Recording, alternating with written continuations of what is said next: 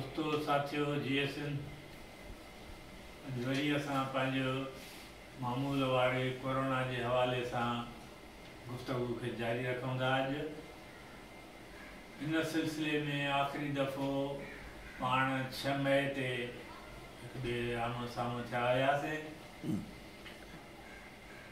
हमेशा वांगुर पहली मुख्तसर मां इन अरसे दौरान असांजे साथियुनि तरफां कयल इमदादी कम जो विचूर ॾींदुसि ऐं पोइ 2-4 ॻाल्हियूं चइबियूं।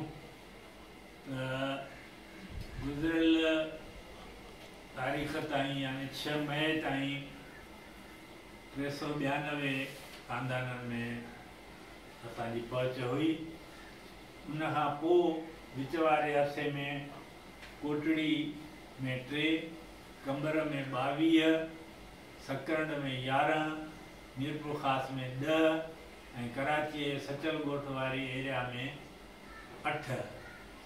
इन में मां वाधारो इहो कयां त कंबर जे दोस्तनि गुज़िरियल दफ़े वांगुरु हिन दफ़े बि तमामु घणो हिकिड़ो महिनत जो कमु कयो। अख़बारुनि में हिकिड़े दोस्त पंहिंजे नंढड़नि ॿारनि सां गॾिजी ऐं अख़बारुनि जे साम्हूं अची लाड़काने शहर जे विच ते अची बीही चयो त मूंखे केर बि मदद कोन थो ॾिए ऐं रोज़गार नथो मिले, मुंहिंजी केरु मदद करे। त पोइ असांजा जिस माल जा कंबर जा दोस्त ख़बर ते उन दोस्त जो पतो करे उनजे घर ताईं पहुता ऐं उनखे हुते घर में पंहिंजे हाल सारू राशन पुॼाए आया। त इहो मिलाए टोटल हिन गुज़िरियल 16-17 ॾींहंनि में 54 ख़ानदाननि ताईं दोस्त पहुता आहिनि ऐं अॻियों जेको मिलाए कजे त हिन महिल ताईं कुल टोटल 446 ख़ानदाननि ताईं जीअं मां दोस्तनि राशन पहुचायो आहे। दोस्तो मां वरी अॼु कुझु ॻाल्हियूं कोरोना जे सिहत वारे पासे सां ॻाल्हाईंदुसि।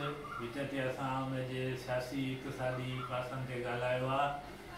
त मां इहा गुज़ारिश कंदुसि त हिन हुकूमत जे ॾटनि ते ऐं हिन जे ठकावनि ते न लॻो त कुझु कोन्हे को ऐं कुझु कोन थींदो ऐं पाकिस्तान जी मौसम अहिड़ी आहे ऐं वग़ैरह वग़ैरह जेके इहे ॻाल्हियूं था कनि, इहे सभु हीअ पैसे वारनि माण्हुनि सरमाएदारनि जी हुकूमत आहे। उन करे कारोबार खोलण खे जाइज़ करार ॾियण जे लाइ इहे सभु ॻाल्हियूं कनि था। बाक़ी सॼी दुनिया जा माहिर साइंसदान उहे सभु चवनि था त अञा हिन जो जेका ख़तरनाक सतह आहे या जंहिंखे हिन चइबो आहे चोटी हिन जी आहे उहा अञा न आई आहे। ऐं के चवंदा 6 महीना के 6 महीननि खां साल ताईं ख़ुदि पाकिस्तान जे अंदरि माहिर सीनियर डॉक्टर जेके मैदान में जंग विढ़नि था पिया उहे बि चवनि था पिया त तमामु सूरत हाल मुश्किल आहे।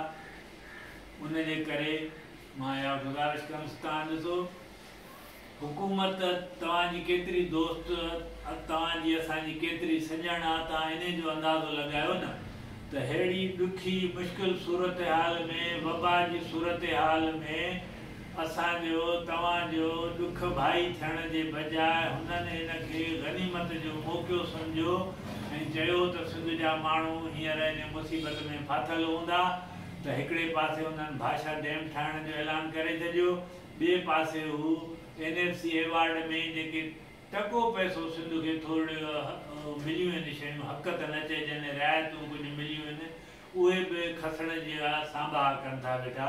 तव्हां इन मां अंदाज़ो कयो त इहा रियासत असांजी दोस्त सॼण रियासत न आहे। तंहिंजे करे उन्हनि जे चवण ते उन्हनि जे ॾटनि ते त वबा कोन्हे का ऐं तव्हां लापरवाही लाग़रज़ाई उहा न कयो।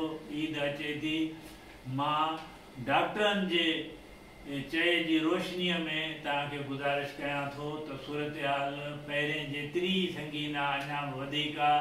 उन जे करे जेतिरो थी सघे पाबंदियूं जेके बि ॿुधायल आहिनि उन्हनि सभिनी ते अमल कयो। गैर ज़रूरी तौरु घर खां ॿाहिरि न निकिरो, इबादत घर में बि थी सघे थी था।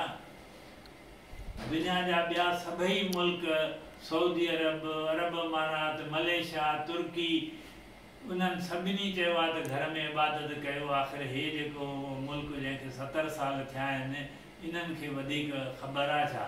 तंहिंजे करे मां वरी बि इहो गुज़ारिश कंदुसि त सिंध खे बचायो, पंहिंजे ख़ानदान खे बचायो, पाबंदियुनि ते अमल कयो, फ़ासिलो रखो, एहतियात कयो।